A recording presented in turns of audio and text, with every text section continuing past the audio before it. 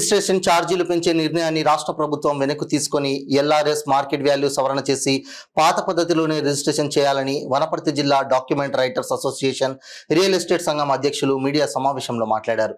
గత ప్రభుత్వంలో 30-40% సంవత్సరానికి రిజిస్ట్రేషన్ మార్కెట్ వాల్యూస్ పెంచుకుంటూ పోయి ప్రజలపై అదనపు భారం మోపేవారన్నారు.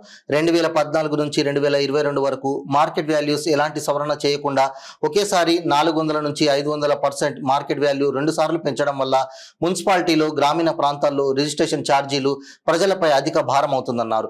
గతంలో ప్రతిపక్షంలో ఉండి అధికారంలోకి వచ్చిన ఇప్పుడున్న కాంగ్రెస్ ప్రభుత్వం ఎల్ఆర్ఎస్ బిఎల్ఆర్ఎస్ ఎత్తివేస్తామని నాయకులు చెప్పడం జరిగిందన్నారు. దయచేసి ప్రభుత్వం వెంటనే ఎల్ఆర్ఎస్ ఎత్తేసి రిజిస్ట్రేషన్ అదనపు ఛార్జీలు పెంచే నిర్ణయాన్ని వెనక్కు తీసుకోవాలని ప్రభుత్వానికి విజ్ఞప్తి చేశారు.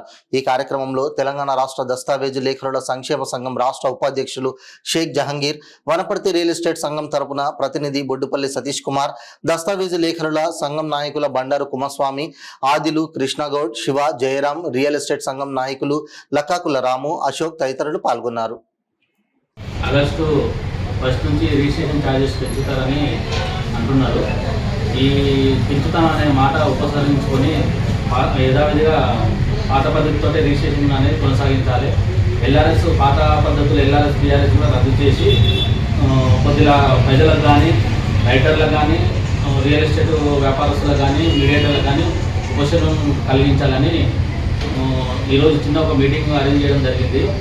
నెక్స్ట్ తదుపరి కార్యాచరణ ఏం చేయాలి ఏందనేది సోమవారం ఇప్పుడు మిగతా పెద్దల సమస్యలో చర్చించుకోవడం జరుగుతుంది. గవర్నమెంట్ మార్కెట్ వాల్యూ పెంచడం జరుగుతుంది కాబట్టి దానికి గతంలో ఉన్న మార్కెట్ వాల్యూ ప్రకారంగానే ఉండాలని కోరుకుంటున్నాం. ఎందుకంటే ఇప్పటి వరకు కూడా రిజిస్ట్రేషన్లు చాలా తక్కువైపోయినవి. రైటర్స్ కానీ ఎవరికి కానీ మార్కెట్ బిజినెస్ లేదు, చాలా ఇబ్బందులు పాలైనవి. కాబట్టి ఇప్పటితో పెంచుతేనంగా ఇబ్బందులు అయ్యి షాపులలో కూర్చోవడం జరుగుతుంది. కాబట్టి దీన్ని రద్దు చేసుకోవాలని చెప్పి ముందు ఉన్న ప్రభుత్వాలు సంవత్సరానికి 30%, 40% మార్కెట్ వాల్యూ పెంచి సంవత్సరం మార్కెట్ వాల్యూను పెంచుకుంటూ రిజిస్ట్రేషన్ ఛార్జీల అదనపు భారాన్ని ప్రజలపై మోపేవారు.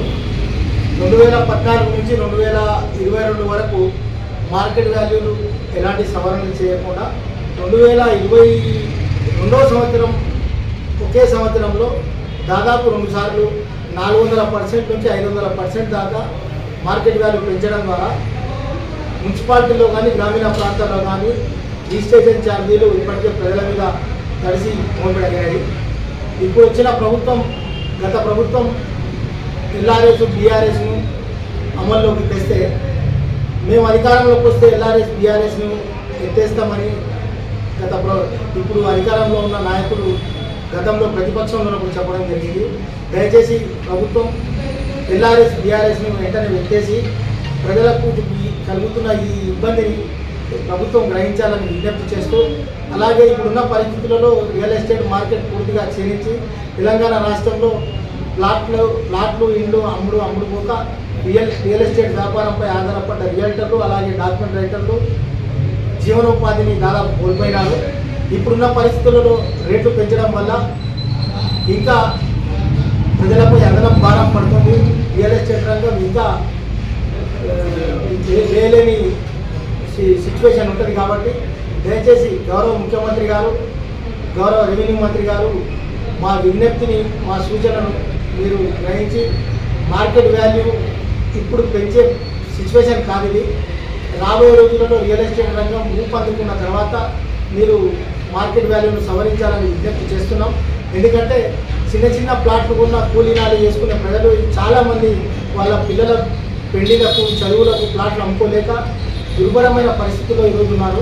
మీరు ఎల్ఆర్ఎస్ బీఆర్ఎస్ని ఎత్తేస్తే కొంచెం రిలీఫ్ అయ్యి వాళ్ళ ప్లాట్లను అమ్ముకునే పరిస్థితి ఈరోజు వస్తుంది. కాబట్టి వెంటనే ప్రభుత్వం స్పందించి మార్కెట్ వాల్యూను సవరించేదైతే మార్కెట్ వాల్యూను పెంచాలని ప్రభుత్వ యోచనను వెంటనే వెనక్కి తీసుకోవాలి. దయచేసి ప్రజల విజ్ఞప్తిని ప్రజల ఆకాంక్షను ఈ పత్రికా సమావేశం ద్వారా ప్రభుత్వానికి విజ్ఞప్తి చేస్తున్నాం. దయచేసి మార్కెట్ వాల్యూను సవరించే విషయంలో ప్రభుత్వం ఖచ్చితంగా పునరాలోచించి వెనక్కి తీసుకోవాలని document writers and Wanaparthy real estate association తరఫున విజ్ఞప్తి చేస్తున్నాం.